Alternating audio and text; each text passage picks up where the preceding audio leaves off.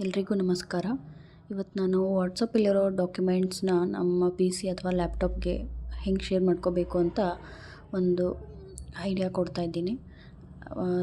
Sometimes ಮೊಬೈಲಲ್ಲಿರೋ documents ನಮಗೆ P ಸಿಲಿ ಅಥವಾ print ಕಾಪಿಯಲ್ಲಿ ಬೇಕಾಗಿರುತ್ತೆ. ಆ ಟೈಮಲ್ಲಿ ಈ ಪ್ರೊಸೀಜರ್ನ ಯೂಸ್ ಮಾಡ್ಕೋಬೋದು. ಫಸ್ಟು ಗೂಗಲ್ ಕ್ರೋಮ್ಗೆ ಹೋಗಿ ಅಲ್ಲಿ ವಾಟ್ಸಪ್ ಅಂತ ಟೈಪ್ ಮಾಡಿ, ವಾಟ್ಸಪ್ ಲಿಂಕ್ ಬರುತ್ತೆ ಫಸ್ಟಿಗೆ, ಅದನ್ನು ಕ್ಲಿಕ್ ಮಾಡಿದರೆ ವಾಟ್ಸಪ್ ಲಿಂಕ್ ಮಾಡಲಿಕ್ಕೆ ಅಂತ ಒಂದು ಸ್ಕ್ಯಾನರ್ ಬರುತ್ತೆ. ಆ ಸ್ಕ್ಯಾನರ್ ನಿಮ್ಮ ಮೊಬೈಲ್ ಕ್ಯಾಮ್ರಾಯಿಂದ ಸ್ಕ್ಯಾನ್ ಮಾಡಬೇಕು. ಆ ಸ್ಕ್ಯಾನ್ ಮಾಡೋ ಟೈಮಲ್ಲಿ ರೆಡ್ ಕಲರ್ ಒಂದು ಸಿಂಬಲ್ ಬರುತ್ತೆ, ಅದರ ಮೇಲೆ ಕ್ಲಿಕ್ ಮಾಡಿದರೆ ಮೊಬೈಲ್ ಸ್ಕ್ಯಾನ್ ಆಗಿ linking device to your WhatsApp account ಅಂತ ಬರುತ್ತೆ. ಲಿಂಕ್ ಡಿವೈಸ್ ಅಂತ ಇದೆ, ಅದ್ರ ಮೇಲೆ ಕ್ಲಿಕ್ ಮಾಡಿ. ಅದಾದ ನಂತರ ನಿಮಗೆ ವಾಟ್ಸಪ್ ಅಕೌಂಟ್ ಡಿಸ್ಪ್ಲೇ ಸ್ಕ್ರೀನಲ್ಲಿ ಕಾಣಿಸುತ್ತೆ. ನಿಮಗೆ ಈ ಥರ ಬಂತು.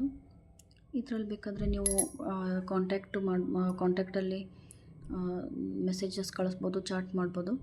ಇಲ್ಲಿ ಕಾಂಟ್ಯಾಕ್ಟ್ ಇನ್ಫೋಲ್ಲಿ ಹೋಗಿ ನಾವು ಎಡಿಟ್ ಕೂಡ ಮಾಡ್ಬೋದು. ಯಾವುದಾದ್ರೂ ಹೆಸರು ನಂಬರು ಚೇಂಜ್ ಮಾಡ್ಕೋಬೇಕು ಅಂದರೆ ಎಡಿಟ್ ಪೆನ್ಸಿಲ್ ಥರ ಒಂದು ಸಿಂಬಲ್ ಇದೆಯಲ್ಲ, ಅಲ್ಲಿ ಹೋಗಿ ನಾವು ಹೆಸರು ಚೇಂಜ್ ಮಾಡ್ಕೋಬೋದು. ಹೆಸರು ಚೇಂಜ್ ಮಾಡಿ ಎಡಿಟ್ ಎಲ್ಲ ಆದಮೇಲೆ ಕೆಳಗಡೆ ಒಂದು ರೈಟ್ ಸಿಂಬಲ್ ಕಾಣಿಸುತ್ತೆ. ಆ ರೈಟ್ ಸಿಂಬಲ್ ಮೇಲೆ ಕ್ಲಿಕ್ ಮಾಡಿದರೆ ನಾವು ಮಾಡಿರೋ ಎಡಿಟು ಫೈನಲ್ ಆಗುತ್ತೆ.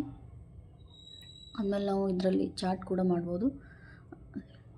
ನಾನು ಇಲ್ಲಿ ರೈಟ್ ಮಾರ್ಕ್ ಬಂತಲ್ಲ, ಅದ್ರ ಮೇಲೆ ಕ್ಲಿಕ್ ಮಾಡಿದರೆ ನಮ್ಮ ಹೆಸರು ಚೇಂಜ್ ಆಯಿತು. ಇಲ್ಲಿ ಚಾಟ್ ಮಾಡಿ ನಾನೊಂದು ಮೆಸೇಜ್ ಕೂಡ ಕಳಿಸಿದ್ದೀನಿ ಲ್ಯಾಪ್ಟಾಪಲ್ಲಿ. ಈ ಥರ ನಾವು ಡಾಕ್ಯುಮೆಂಟ್ ಶೇರ್ ಕೂಡ ಮಾಡ್ಬೋದು ಅಥವಾ ಚಾಟ್ ಮೆಸೇಜಸ್ ಮಾಡ್ಬೋದು. ಲಾಗೌಟ್ ಆಗಲಿಕ್ಕೆ ಅಂದರೆ 3 ಡಾಟ್ಸ್ ಸಿಂಬಲ್ ಕಾಣಿಸುತ್ತಲ್ಲ, ಅಲ್ಲಿ ಹೋದರೆ ನಿಮಗೆ ಲಾಗೌಟ್ ಆಪ್ಷನ್ ಸಿಗುತ್ತೆ. ಅದ್ರ ಮೇಲೆ ಕ್ಲಿಕ್ ಮಾಡಿದರೆ ನೀವು ವಾಟ್ಸಪ್ ಲಾಗೌಟ್ ಆಗಿ ಹೊರಗಡೆ ಬರ್ಬೋದು.